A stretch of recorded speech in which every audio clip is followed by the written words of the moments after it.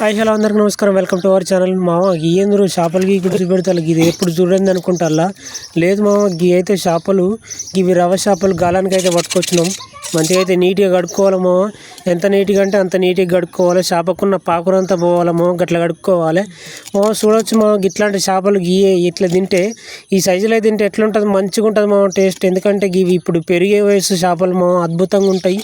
ముక్కలు కూడా మనం సైజు కరెక్ట్ కోసుకోవాలమో. చూడొచ్చు, గిట్లనే కోసుకోరు మీరు కూడా, అబద్ధం ఆడద్దు. మంచిగా నీళ్ళతో నీట్గా కడుక్కోవాలి, తెల్లగా కడుక్కోవాలి. ఇంత మీకు వీలైతే ఉప్పు వేసుకొని మళ్ళీ దోయిరనుకో ఇంకా తెల్లగా ఉంటాయి మా, మర్చిపోవద్దు. చెప్పింది పరస్కం కాదు, నిజంగానే మా. చూడొచ్చు, బాగా నీళ్ళతో ఊబి ఒక్క సుక్క లేకుండా ఊబి కడుక్కోవాలమ్మా. అలా గిన్నెలు వేసుకొని చూడు ఎంత తెల్లగా ఉంటాయో ముక్కలు, అంత తెల్లగా ఉంటాయి. ఊరియా బత్త కూడా అంత తెల్లగా ఉండదు మా. సరే, ఇప్పుడైతే మొత్తం అన్నీ కలుపుకొని వేసుకోవాలమ్మా. ఫస్ట్ అయితే కలుపుకున్నాం మేము తర్వాత, కానీ మన ఛానల్ని అయితే సబ్స్క్రైబ్ చేసుకోండి మా, మర్చిపోవద్దు మరి.